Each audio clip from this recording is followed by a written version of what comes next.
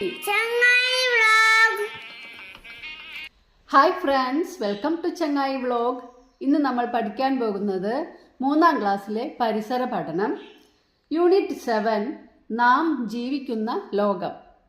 ഇതിലെ പ്രധാനപ്പെട്ട പോയിന്റ്സും ക്വസ്റ്റ്യൻ ആൻസേഴ്സുമാണ് ഇന്ന് നമ്മൾ ഇവിടെ ഈ വീഡിയോയിൽ പറയാൻ പോകുന്നത്. നമുക്ക് പാഠഭാഗത്തേക്ക് നോക്കാം. യൂണിറ്റ് 7 നാം ജീവിക്കുന്ന ലോകം. നിങ്ങൾ ആദ്യമായിട്ടാണ് ഈ ചാനൽ കാണുന്നതെങ്കിൽ പ്ലീസ് ഒന്ന് സബ്സ്ക്രൈബ് ചെയ്യൂ. അതുപോലെ വീഡിയോ ലൈക്ക് ചെയ്യാനും നിങ്ങളുടെ ഫ്രണ്ട്സിന് ഷെയർ ചെയ്യാനും മറക്കല്ലേ. അപ്പോൾ വായിക്കാം.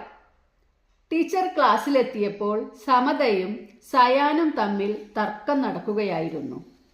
ഭൂമി പറന്നതു തന്നെയാണ്, എനിക്ക് ഉറപ്പാ. ഇത് പറയുന്നത് ആരാണ്? സയാൻ. സമത, ഏയ് അങ്ങനെയല്ല, പറന്നതെങ്കിൽ ഭൂമിക്ക് ഒരു അതിര് വേണ്ടേ? ഭൂമി പറന്ന് പറന്ന് കിടക്കുകയാണെങ്കിൽ അതിൻ്റെ അറ്റം എവിടെയാണ്? അതിര് എന്ന് പറഞ്ഞാൽ അറ്റം. സയാൻ, കടലല്ലേ ഭൂമിയുടെ അതിര്? ടീച്ചർ അവരുടെ സംശയത്തിൽ ഇടപെട്ടു. എങ്കിൽ കടലിലൂടെ വീണ്ടും മുന്നോട്ട് പോയാലോ? കടലിൽ കൂടെ അങ്ങനെ മുമ്പോട്ട് തന്നെ പോയാലോ അറ്റത്തെത്തുമോ? അങ്ങനെ യാത്ര തുടർന്നുകൊണ്ടേയിരുന്നാൽ അത് എവിടെ ചെന്നായിരിക്കും അവസാനിക്കുക? ഭൂമിയെ മുഴുവനായി കാണണമെങ്കിൽ നമ്മൾ എവിടെ വരെ യാത്ര ചെയ്യണം? ഇതൊന്നും കുട്ടികൾക്ക് അങ്ങനെ മനസ്സിലായിട്ടില്ല. സമതയും സയാനും ഇണ്ടാണ്ടിരിക്കുകയാണ് ഇപ്പോൾ ബാക്കി കുട്ടികളും, അല്ലേ? ഭൂമിയുടെ ആകൃതി. ബഹിരാകാശത്ത് നിന്നും എടുത്ത ഭൂമിയുടെ ചിത്രം നോക്കൂ. കണ്ടോ ഭൂമിയുടെ ആകൃതി ഇപ്പം എന്താ? പരന്നതാണോ? അല്ലല്ല. ഈ ചിത്രത്തിൽ ഏതാകൃതിയിലാണ് നിങ്ങൾ ഭൂമിയെ കാണുന്നത്? ഈ ആകൃതിയുടെ പേരാണ് ഗോളാകൃതി. പന്തുപോലെ ഉരുണ്ടതാണ് ഭൂമി. ഒരു പന്ത് പോലെ ഉരുണ്ടതാണ്. പന്തിന്റെ ആകൃതി നിങ്ങൾക്കൊക്കെ അറിയാം, അല്ലേ? അതുപോലെ ഉരുണ്ടതാണ്. ഇതിന് നമ്മൾ പറയുന്നത് ഗോളാകൃതി എന്നാണ്. പക്ഷേ ഭൂമി പരന്നതായിട്ടാണല്ലോ നാം കാണുന്നത്. അവൾ പറയാണ്, ഭൂമി പരന്നതായിട്ടല്ലേ നമുക്ക് തോന്നുന്നത്, ഉരുണ്ടതായിട്ടല്ലല്ലോ.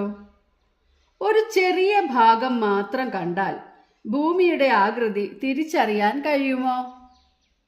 നമുക്കൊരു ചെറിയ ഭാഗമല്ലേ കാണാൻ കഴിയുള്ളൂ. ഇപ്പം നമ്മൾ എവിടെയാണോ നിൽക്കുന്നത്, ഭൂമിയിലല്ലേ നമ്മൾ നിൽക്കുന്നത്. ഭൂമിയിൽ നിന്നുകൊണ്ടാണ് നമ്മൾ ഭൂമിയുടെ ആകൃതി എങ്ങനെയെന്ന് നോക്കുന്നത്. അപ്പോൾ ഭൂമിയിൽ നിന്നുകൊണ്ട് നമുക്ക് നോക്കാൻ പറ്റുന്ന ദൂരത്തിന് ഒരു അളവുണ്ട്. അതിൻ്റെ അപ്പുറത്തേക്ക് നമുക്ക് പോകാൻ പറ്റില്ല.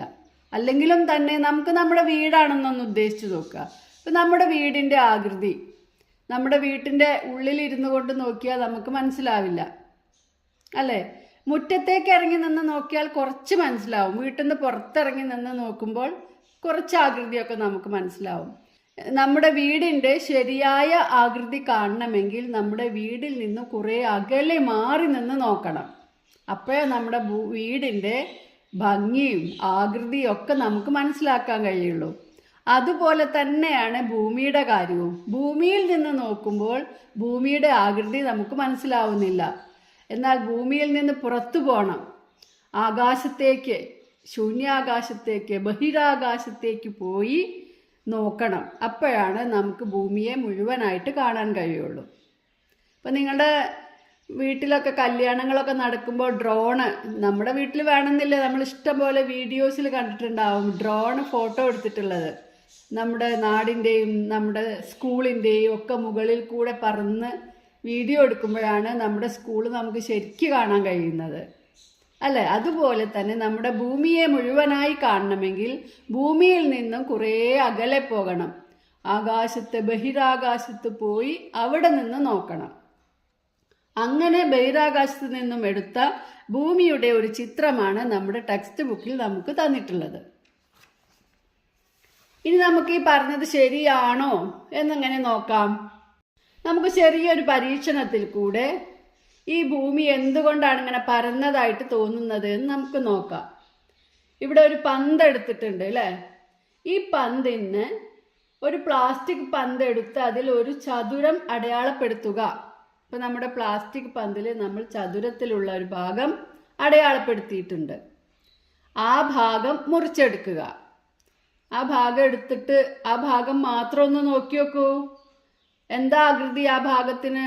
ആ ചതുരം പരന്ന ആകൃതിയാണ് അല്ലേ? മുറിച്ചെടുത്ത ഭാഗം ഉരുണ്ടതോ പരന്നതോ? പരന്നതാണ് അല്ലേ? എന്നാൽ അത് മുഴുവനായിട്ട് കാണുമ്പോഴാണ് നമുക്ക് പന്ത് ഉരുണ്ടതായിട്ടാണ് കാണുന്നത്. ഗോളാകൃതിയാണ് പന്തിനുള്ളത്. എന്നാൽ അതിൽ നിന്നൊരു ചെറിയ ഭാഗം, ഒരു കഷ്ണം മാത്രം നോക്കുമ്പോൾ അത് പരന്നതായിട്ടാണ് കാണുന്നത്. പന്ത് ഭൂമിയും ചതുരം നമ്മുടെ പ്രദേശവുമാണെങ്കിൽ ഭൂമിയുടെ ഗോളാകൃതി കാഴ്ചയിൽ നമുക്ക് അനുഭവപ്പെടാത്തതിൻ്റെ കാരണം എന്തെന്ന് പറയാമോ? ഇപ്പോൾ പന്താണ് നമ്മുടെ ഭൂമി, നമ്മൾ മുറിച്ചെടുത്ത ആ ഭാഗം, ആ ചതുരമാണ് നമ്മുടെ പ്രദേശം, നമ്മുടെ നാട്. അപ്പോൾ നമുക്ക് എന്തുകൊണ്ടാണ് നമ്മുടെ ഭൂമി പരന്നതായിട്ട് തോന്നുന്നത്, അല്ലെങ്കിൽ ഗോളാകൃതിയിൽ കാണാത്തത് എന്ന് നിങ്ങൾക്ക് മനസ്സിലായോ? ഉരുണ്ട ആകൃതിയിലുള്ള വസ്തുക്കളെ പറയുന്ന പേരാണ് ഗോളം, ഗോളാകൃതി. മനസ്സിലായോ?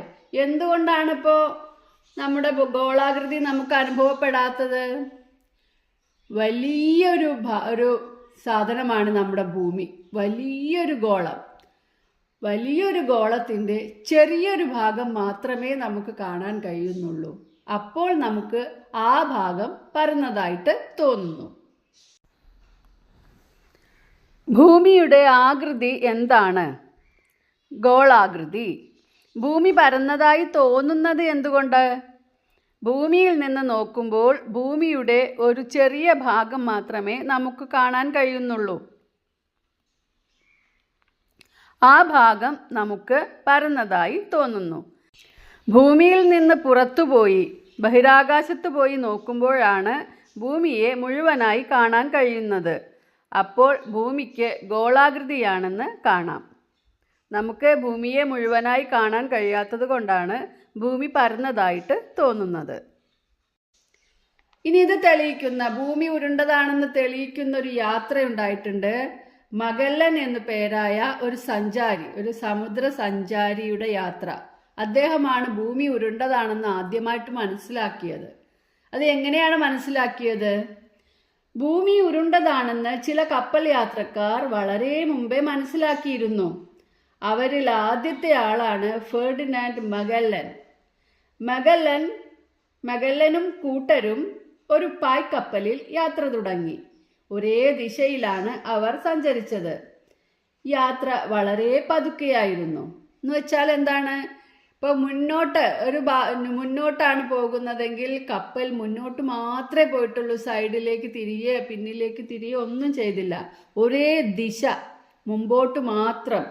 അങ്ങനെ വളരെ പതുക്കെ മുമ്പോട്ട് തന്നെ യാത്ര ചെയ്തു.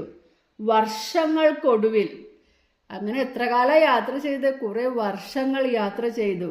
ഒടുവിൽ ആ പായ്ക്കപ്പൽ യാത്ര തുടങ്ങിയ സ്ഥലത്ത് തന്നെ എത്തിച്ചേർന്നു. കടലിൽ കൂടെ പോയിട്ട് നോക്കുമ്പോൾ എവിടെയാണ് അവസാനം എത്തിയത്? വീണ്ടും യാത്ര തുടങ്ങിയ സ്ഥലത്ത് തന്നെ എത്തി. അപ്പോഴാണ് മഗല്ലന് മനസ്സിലായത് ഈ ഭൂമി ഉരുണ്ടതാണ് എന്ന്. മനസ്സിലായോ? മഗല്ലന്റെ കപ്പലിന്റെ മാതൃകയാണ് നമ്മുടെ ചിത്രത്തിൽ കൊടുത്തിട്ടുള്ളത്. എങ്ങനെയായിരിക്കും ഇത് സംഭവിച്ചത് എന്ന് നിങ്ങൾക്ക് മനസ്സിലായോ? ഇപ്പൊ നിങ്ങളൊരു ഒരു ഭൂമിയാണ് എന്ന് വിചാരിച്ചിട്ട് ഒരു പന്തെടുക്കുക. ആ പന്തെടുത്തിട്ട് നിങ്ങൾ ഒരു ആളെ അവിടെ അടയാളപ്പെടുത്തുക. ഈ ആള് ഇങ്ങനെ മുൻപോട്ട് തന്നെ ആ ഭൂമിയുടെ പന്തിൻ്റെ ഇത് കൂടെ ഇങ്ങനെ സഞ്ചരിച്ച് അവസാനം വീണ്ടും നമ്മൾ ഈ ആളെ വരച്ച ഭാഗത്ത് തന്നെ എത്തുന്നത് നമുക്ക് കാണാൻ കഴിയും. എന്നാൽ ഇതുപോലെയുള്ള ഒരു പരന്ന സ്ഥലത്ത് കൂടെയാണ് നമ്മൾ യാത്ര ചെയ്തതെങ്കിലോ, ഭൂമി പരന്നതാണെങ്കിലോ, ഇതേപോലെ മുൻപോട്ട് തന്നെ ഒരേ ദിശയിലേക്ക് തന്നെ യാത്ര ചെയ്താൽ ഇതിൻ്റെ അറ്റത്ത് എത്തും. അല്ലാതെ നമ്മൾ തുടങ്ങിയ സ്ഥലത്ത് തന്നെ എത്തുകയില്ല. അതിൽ നിന്ന് ഭൂമി പരന്നതല്ല എന്ന് നമുക്ക് മനസ്സിലാക്കാം. അതുപോലെ ഇപ്പോൾ നമ്മൾ ഈ ഗോളാകൃതിയിലുള്ള ഭൂമിയിൽ നിന്ന് ഒരു സ്ഥലത്ത് നിന്ന് ആരംഭിച്ച യാത്ര ഒരേ ദിശയിൽ തന്നെ തുടർന്ന് പോവുകയാണെങ്കിൽ നമ്മൾ യാത്ര ആരംഭിച്ച സ്ഥലത്ത് തന്നെ എത്താൻ കഴിയും. അതുകൊണ്ട് അതിൽ നിന്നൊക്കെ നമുക്ക് ഭൂമിക്ക് ഗോളാകൃതിയാണ് എന്ന് മനസ്സിലാക്കാം. ഇതുപോലെയാണ് അവർ സഞ്ചരിച്ചത്. ദിശ തെറ്റാതെ സഞ്ചരിക്കണം കേട്ടോ. നമ്മൾ മുന്നോട്ടാണെങ്കിൽ മുന്നോട്ട് മാത്രം സഞ്ചരിക്കണം. അപ്പോഴാണ് നമ്മൾ സഞ്ചരിച്ച സ്ഥലത്ത് തന്നെ എത്തിച്ചേരുക. അപ്പോൾ ഇതിൻ്റെ അടുത്ത ഭാഗം അടുത്ത വീഡിയോയിൽ. Thanks for watching.